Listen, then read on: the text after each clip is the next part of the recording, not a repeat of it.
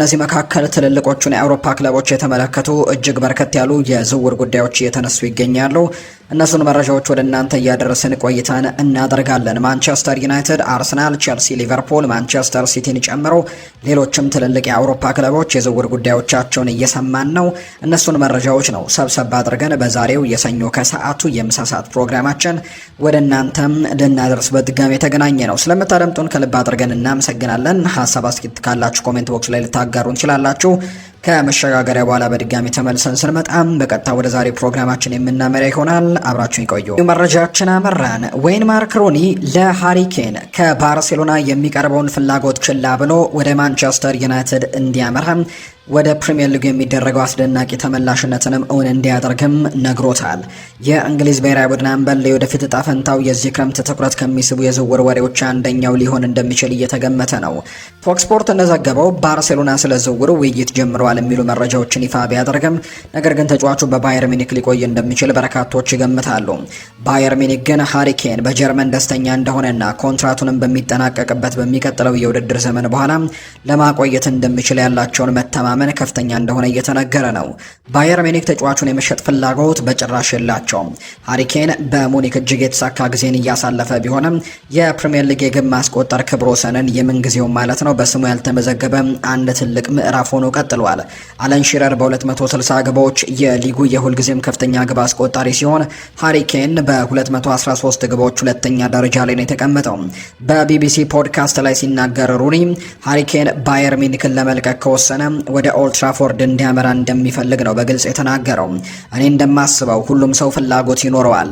ሃሪ ኬን በባየር ሚኒክ የማይቆይ ከሆነ ወደ ማንቸስተር ዩናይትድ እንዲመጣ ፈልጋለሁ ሲል ነው ዌይን ማርክ ሩኒ የተናገረው። እሱ እየሰማኝ ከሆነ እንዲለዋለሁ። ሃሪ ኬን የአለን ሺረርን ክብረ ወሰን እዚህ አንተን ይጠብቀሃል። ማንቸስተር ዩናይትድ ተመልሰህ መጥተህ ይህንን ነገር በፕሪሚየር ሊጉ እንድታሳካው ፈልጋለሁ ሲልም ነው የተናገረው። የሩኒ መከራከሪያን መረዳት ቀላል ነው። ሃሪ ኬን አሁንም በዓለም እግር ኳስ ካሉ ምርጥ የመሃል አጥቂዎች መካከል አንደኛው ሲሆን ዩናይትድ ለዓመታት አስተማማኝና ጥራት ያለው ግብ አስቆጣሪም ሲፈልግ ቆይቷል። ወደ ባርሴሎና የሚደረግ ዝውውር ውበትንና እንዲሁ ላሊጋን የማሸነፍ እድል ቢሰጥም ወደ እንግሊዝ መመለስ ግን ሃሪ ኬን የአለን ሺረርን ክብረ ወሰን ለመከታተልና የዩናይትድ የአጥቂ መስመርን ለመቀየርም ትልቅ እድል ይሰጠዋል ተብሎ ነው የሚጠበቀው። የሩኒ ሀሳብ ስሜታዊ ቢሆንም የማይቻል ግን አይደለም። ማንቸስተር ዩናይትድ የተረጋገጠ አጥቂ ያስፈልጋቸዋል። ሃሪ ኬን ደግሞ በማይክል ካሪክ ቡድን ውስጥ ያለውን ደረጃ በአስደናቂ ሁኔታ ከፍ ሊያደርገው ይችላል ተብሎ ይገመታል። ችግሩ ያለው በዝውውሩ ላይ ነው። ባየር ሚኒክ ከፍተኛ የዝውውር ዋጋ እንደሚጠይቁ ግልጽ ሲሆን የሃሪ ኬን ደሞዝ ከፍተኛ ይሆናል። ዩናይትድ የ32 ዓመት ተጫዋች ማስፈረም ለረጅም ጊዜ እያቀዱ ላለው የቡድን ግንባታ ይስማማ እንደሆነ መወሰን ይኖርባቸዋል። ቢሆንም ግን ኬን ለዝውውር የቀረበ ከሆነ ዩናይትድ በውይይት ውስጥ መግባት ይኖርባቸዋል። የጎል ማስቆጠር ችሎታውን፣ አመራርነቱንና በፕሪሚየር ሊጉ ያለውን ዝና ይዘው የሚመጡ ተጫዋቾች ጥቂቶች ናቸው። ለሃሪ ኬን የአለን ሺረርን ክብረ ወሰን በማንቸስተር ዩናይትድ ለመስበርም ችላ ሊባል የማይችል ታሪክም እንደሆነ ጭምር ነው በርካቶች እያነሱ የሚገኙት። ሊያንድሮ ትሮሳርድ በ2026 የፊፋ የዓለም ዋንጫ ላይ ትኩረቱን ያደረገ ቢሆንም በቤልጅየማዊው አጥቂ ላይ ያለው ፍላጎት እያደገ በመምጣቱ አርሰናል በዚህ ክረምት አስፈላጊ ውሳኔዎችን አድርጓል። እንደ ዴይሊ ሚረር ዘገባ ከሆነ ሊያንድሮ ትሮሳርድ በቤልጅየም የዓለም ዋንጫ ጉዞ እስኪጠናቀቅ ድረስ ስለ ክለቡ የወደፊት እጣ ፈንታ ምንም አይነት ውሳኔ መወሰንን አይቸኩልም። የ31 ዓመቱ ተጫዋች ከበርካታ ክለቦች ጋር ፍላጎትን ስቦ የቆየ ቢሆንም ቤሺክታሽ ግን ተጫዋቹን ለማስፈረም ከጫፍ ደርሰዋል። 20 ሚሊዮን ዩሮ ለመክፈልም ፈቃደኛ መሆናቸው የተሰሙ ቀዳሚ ክለብ አድርጓቸዋል። የትሮሳርድ የአርሰናል ኮንትራት እስከ 2027 የሚቆይ ሲሆን ይህም ክለቡን በትንሹ አስቸጋሪ ሁኔታ ውስጥ ይከተዋል የተባለው። ለሚኬል አርቴታ አሁንም ጠቃሚና ልምድ ያለው የቡድን አማራጭ ሆኖ ቢቀጥልም አርሰናል ለእርሱ ተገቢውን የዝውውር ክፍያ ለማግኘት የክረምት ከመጨረሻዎቹ እድሎች አንደኛው ሊሆን ይችላል። ቤሺክታሽ በአሁኑ ሰዓት በጠንካራ ሁኔታ እየገፉ ያሉ ይመስላል። ዴይሊ እንደዘገበው ከሆነ ዴይሊ ሚረር የተባለ የመረጃ ምንጭ እንደዘገበው ከሆነ የቱርኩ ክለብ ከፍተኛ ፍላጎት ያለው ሲሆን ለዝውውሩም 20 ሚሊዮን ያክል ገንዘቦችን አቅርበው ተስማምተዋል። አርሰናል የአጥቂ መስመራቸውን ለማደስ በሚፈልጉበት በዚህ ሰዓት በትሮሳርድ እድሜ ላይ ላለ ተጫዋች ተጫዋችም ይህ አጥጋቢ ክፍያ አድርገው ይቆጥሩታል። ከሳዑዲ አረቢያን ፍላጎቶች እንዳሉ ይነገር ነበር። ከቼንድ ኦፍ ሳይን እንደዘገበው ከሆነ አልድሪያህ የተባለው ቡድን 17.2 ሚሊዮን ፓውንድ የሚገመት ጥያቄን ያቀረቡ ሲሆን ተጫዋቹንም በከፍተኛ ገንዘብ ጥቅማ ጥቅሞችንም ለማሳመን ሞክረው ነበር። ለሊያንድሮ ትሮሳርድ ውሳኔው ቀላል አልነበረም። በአውሮፓ ከሚገኙ ምርጥ ሊጎች አንድ ውስጥ መቆየት ሊፈልግ እንደሚችል ተናግሮ ነበር። አርሰናል የፕሪሚየር ሊጉን ዋንጫ እንዲያሸንፍ ከረዳ በኋላ አሁንም በከፍተኛ ደረጃ መጫወት እንደሚችል የሚያምንበት ምክንያት እንዳለው ነው የመረጃ ምንጩ ይፋ ያደረገው። የዝውውር ዋጋ ወደ 20 ሚሊዮን ዩሮ የሚጠጋ ከሆነና ተጫዋቹ ለመልቀቅም ዝግጁ ከሆነ አርሰናል ለመሸጥም ክፍት መሆናቸውን የተነገረው። ግብ በማስቆጠር አሲስት በማድረግ በልምድና በአጥቂ መስመሩ ላይ ባለው ሁለገብነትም ድንቅ ተጫዋች ነው። ሆኖም ግን አርሰናል ቡድናቸውን ለማዘመን እየሞከሩ እንደሆነ ግልጽ ነው።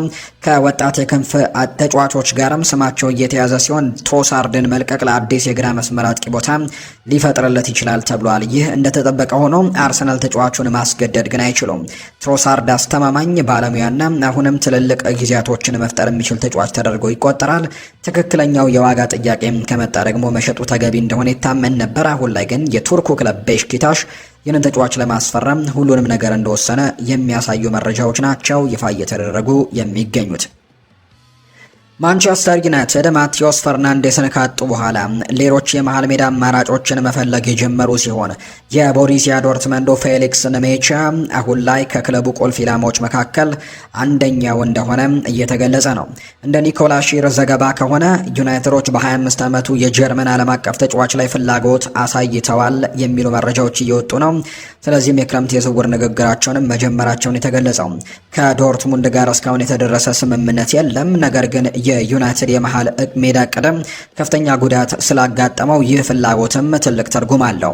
ኦልትራፎርድ ክለቡ ፈርናንዴዝን ከዌስትሃም ዩናይትድ ለማስፈረም ከፍተኛ ጥረቶችን አድርገው ነበር። ነገር ግን ቶተናም ስምምነቱን ለመቋጨትም እየቀረቡ ነው። ዘጋርዲያን እንደዘገበው ስፐርስ ከዩናይትድ፣ አርሰናል እና ሪያል ማድሪድ በመቅደምም በ85 ሚሊዮን ፓውንድ የክለቡን የዝውውር ክብረ ወሰንም በሰበረ ዋጋ ውድድሩን አሸንፈዋል። ፈርናንዴዝን ማጣት ለማንቸስተር ዩናይትድ እውነተኛ ብስጭት ነው። የፖርቱጋሉ አማካይ በፕሪሚየር ሊጉ ባለው ልምድ ፈጠራና የተለያዩ የመሃል ሜዳ ቦታዎች ላይ የመጫወት ችሎታ ምክንያት እንደ ጠንካራ አማራጭ የሚታይ ነበር። ይሁን እንጂ ዩናይትድ የቶትናም የዋጋ አቅርቦትን ለመግጠም ፍላጎት አልነበራቸውም። ይህም በፍጥነት ወደ አማራጭ ኢላማዎችም እንዲሄዱ አስገድዷቸዋል። ዘታይምስ እንደዘገበው ዩናይትድ የፈርናንዴዝን ፉክክር ካጡ በኋላ ትኩረታቸውን ወደ ሌሎች አማካዮች ያዙረዋል። እዚህ ጋር ነው ነሜቻ ትኩረት የሚስበው። የዶርትሙንዱ ቁመተ ረጅሙ ተጫዋችም ጉልበት፣ የቴክኒክ ጥራትና ቴክኒካል ተለዋዋጭነትም አለው። እንደ 6 ቁጥርም እንደ 8 ቁጥርም ሆኖ የሚጫወት አይነት ተጫዋች ነው። ይህም ካሴሜሮ ከለቀቁና ማኑኤል ኡጋርቴም ለረጅም ጊዜ ጉዳት ለተጋለጠበት ዩናይትድ በጣም ጠቃሚ ተጫዋች ይሆናል ተብሎ ይታሰባል። ነሜቻ በተለይ ከፈርናንዴዝ እንግዲህ ብስጭት በኋላ ለዩናይትድ በጣም ተገቢ ኢላማ ነው ተብሏል። ከማቴዎስ ፈርናንዴዝ ዝውውር በኋላ ዩናይትድ ጉልበትና መረጋጋትን የሚጨምሩ አማካዮች ያስፈልጉታል። ነገር ግን መጀመሪያ ምርጫዎቻቸውን ካጡ በኋላ አሁን ላይ በፍርሃት የሚፈጠር ግዢን ማስወገድ ይኖርባቸዋል ተብሎ ነው የሚጠበቀው። ነሜቻ እንደ ማቴዎስ ፈርናንዴስ አይነት ተጫዋች አይደለም። የበለጠ ጉልበት ያለው፣ በአንድ ለአንድ ሁኔታዎች ላይ የበለጠ ቀጥተኛ ነው። በከባድ ጨዋታዎችም ለዩናይትድ ሚዛን ለመስጠት የተሻለ ነው። ይሄ የማይክል ካሪክ ቡድኑን መልሶ ለመገንባት ለሚያደርጉት ጥረትም ይበልጥ ተስማሚ እንዲሆን ሊያደርገው ይችላል ተብሎ ነው የሚታመነው። ትልቁ ችግር የዶርትሙንድ ተጫዋቹ ላይ የሚለጥፉት ዋጋ ይሆናል ተብሎ ነው የሚጠበቀው። ከሌሎች ክለቦችም ፍላጎት እየመጣ ስለሆነ አስፈላጊ የሆነውን የጀርመን ዓለም አቀፍ ተጫዋችን በርካሽ ለመልቀቅም አይፈልጉም ነው የተባለው። ነገር ግን ዩናይትድ ቀደም ብለው መንቀሳቀስ ከቻሉ እናም የዝውውር ዋጋውን መቆጣጠር ከቻሉ ፌሊክስ ነሜቻ በዚህ ክረምት ከቡድኑ በጣም ብልህ የመሃል ሜዳ ዝውውሮች አንደኛው ሊሆን እንደሚችል ነው ግምቶች የወጡት። ሊቨርፑል አዲስ የክንፍ አጥቂ ፍለጋ ውስጥ ሰኢድ ኤልማላን ወደ ውይይቱ አምጥቶታል ተብሏል። ነገር ግን ወጣቱ ተጫዋች አሁን ባለበት የሙያ ደረጃ ወደ ኦልትራፎርድ ማምራቱ ትክክለኛ እርምጃ ስለመሆኑ ጥርጣሬዎች አሉ። እንደ ክሪስቲያን ፎልክ ዘገባ በኮሎኝ አጥቂው ላይ የፕሪሚየር ሊግ ፍላጎት ሁልጊዜም አለ። ተጫዋቹ የእንግሊዝ እግር ኳስ አድናቂ እንደሆነም ይታመናል። ሆኖም ግን ፉክክሩ እንደጠቆሙት ከሆነ ተጫዋቹ ጥራት ቢኖረውም ሊቨርፑል አሁን ላለበት ደረጃ በጣም ትልቅ ነገር ሊሆን ይችላል ይችላል ተብሎ ይታሰባል። ሊቨርፑል ወደ ፓሪስ ሰን ዠርሜን እንደሚሄድ ለሚጠበቀው ያን ዲዮማንዴ ዝውውር መክሸፍም በኋላ አማራጭ የአጥቂ መስመሮችን መገምገማቸውን የቀጠሉት አንፊልድ የተባለው የመረጃ ምንጭ እንደሚናገረው ከሆነ ደግሞ ከብራድሌ ባርኮላ፣ ማቴዎስ ፈርናንዴስ ፓርዶ እና ያኩቡ ሚንቴ ጋርም አብሮ የሰኢድ ኤልማላ ስምም ከሊቨርፑሎች ጋር ከሚነሱ ስሞች መካከል አንደኛው እንደሆነ እየተነገረ ነው። የኤልማላ ፍላጎት የመጣው ደግሞ ከዲዮማንዴ እንግዲህ ይህንን ቡድን ላለመቀላቀል መወሰን ወይም ወደ ፓሪስ ሰን ዠርሜን ለማምራት ፍላጎት ማሳየቱን ከተመለከቱ በኋላ ነው። የሊቨርፑል ለወጣት የክንፍ ተጫዋቾች ላይ ያለው ፍላጎት ተገቢ ነው። ክለቡ የአጥቂ መስመሩን ከቀየረ በኋላ ፍጥነት፣ ቀጥተኛ እንቅስቃሴና የረጅም ጊዜ የአጥቂ አማራጮችም ያስፈልጉታል። ሰኢድ ኤልማላ ፈጣን በመሆኑ በአንድ ለአንድ ሁኔታዎች ላይ አስደሳች በመሆኑና በጀርመን ጠንካራ አቅም በማሳየቱ ያንን መገለጫም በከፊል ያሟላል። የክንፍ ተጫዋችን ባለፈው የውድድር ዘመን ለኮሎኝ 13 ግቦችን አስቆጥሮ 5 አሲስቶችን አድርጓል።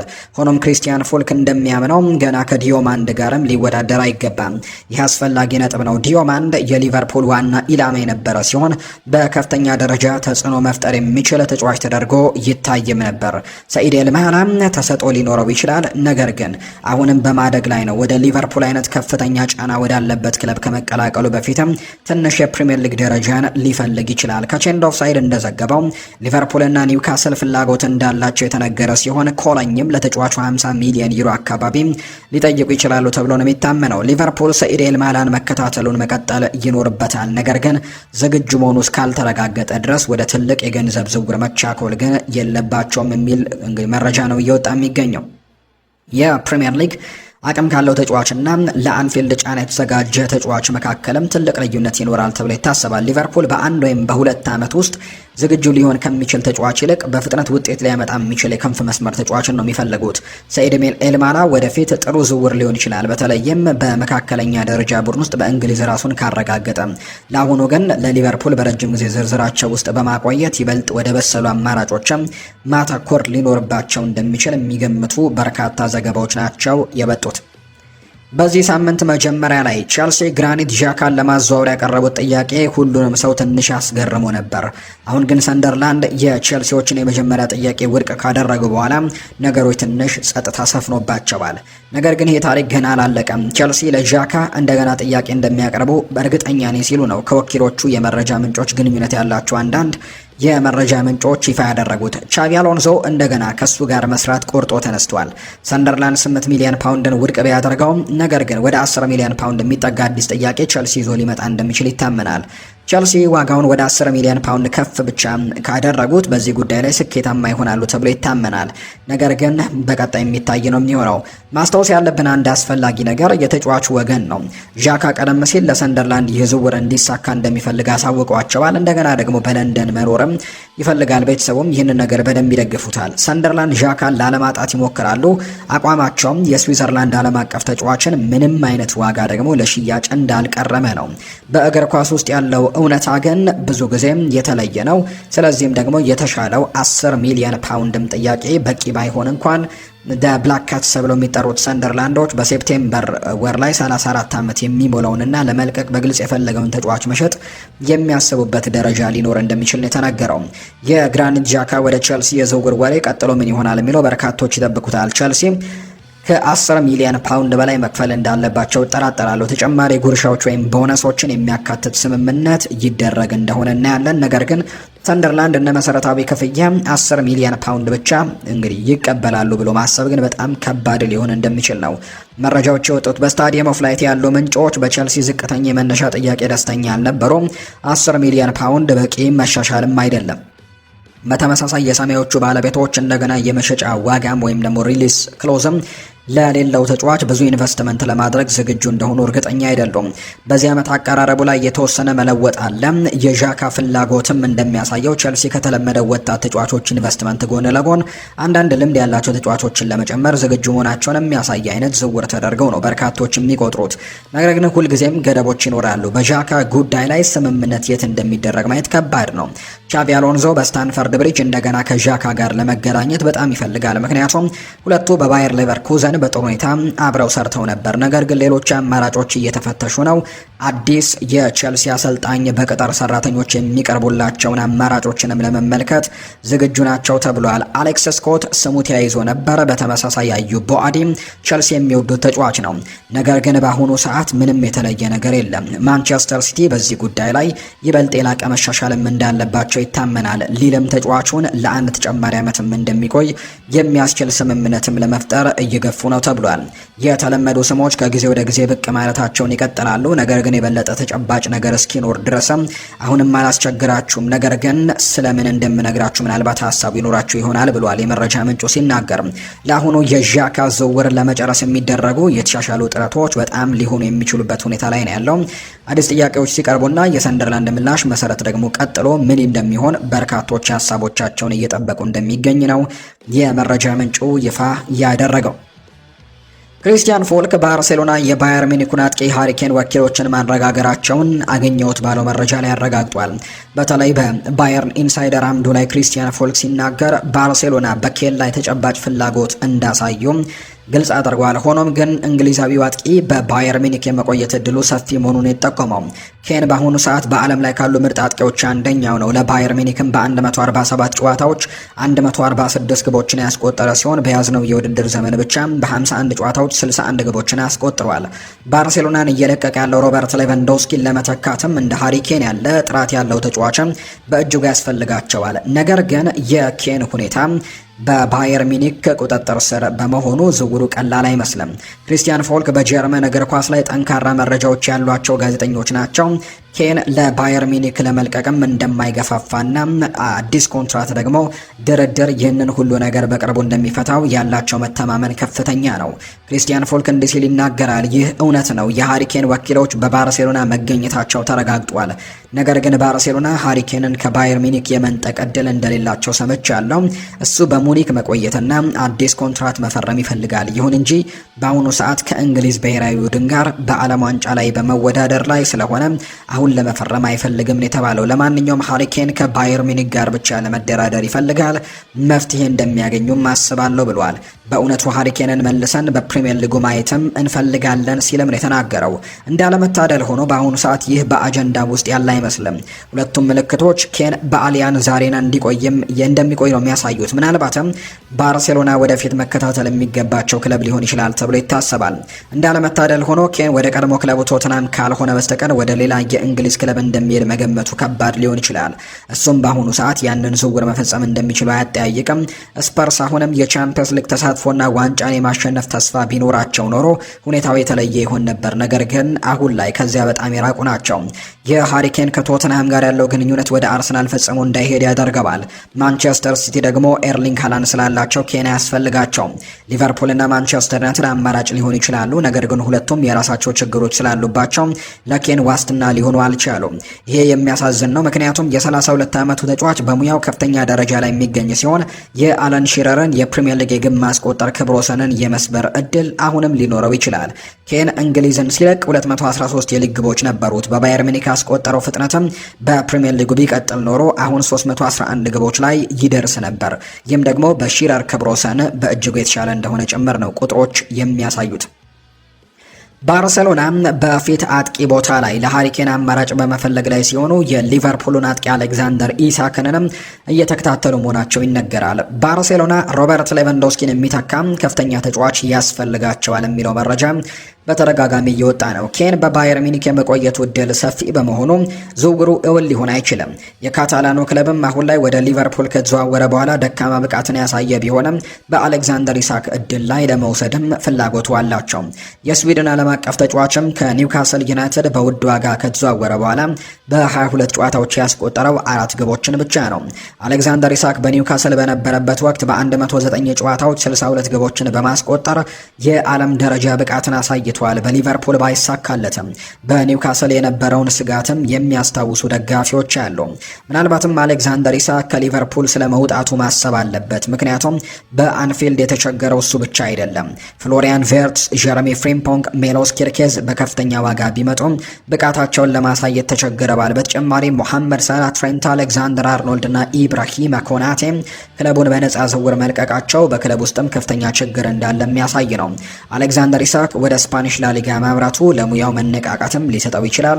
ላሊጋውን ለሌቫንዶስኪ እና ሉካ ሞድሪች ላሉ ደግሞ ኮከቦችም የረጅም ጊዜ የጨዋታ ዘመንም የሰጠ በመሆኑ አሌክዛንደር ኢሳክ በሃንስ ፍሊክ ስር በባርሴሎና ዋና አጥቂ ሆኖ ብቃቱን ሊያገኝ ይችላል ተብሎ እንደሚታመን ነው የመረጃ ምንጩ ይፋ እያደረገ እንደሚገኝ ዘገባው የጠቆመው። ውድን የተከበራችሁ ቤተሰቦቻችን ከሁለተኛው የዩቲዩብ ቻናላችን አዲስ ስፖርት ልዩ የተለያዩ የዝውውር ጉዳዮችን ያካፈልንበት የዛሬ ፕሮግራማችን ይህንን ይመስል ነበር። ቆይታችሁን ከኛ ጋር ያደረጋችሁ በሙሉ እጅግ ላቅ ያለ ምስጋናችንን ለእናንተ ማቅረብ እንወዳለን። ፉአድ ባህሩ የዛሬውን ፕሮግራም እየመራው ከእናንተ ጋር ቆይታን አድርጌያለሁ። የተለያዩ ርዕሰ ጉዳዮችን ያካፈልንበት የዛሬ ፕሮግራማችንም ይህንን ይመስል ነበር።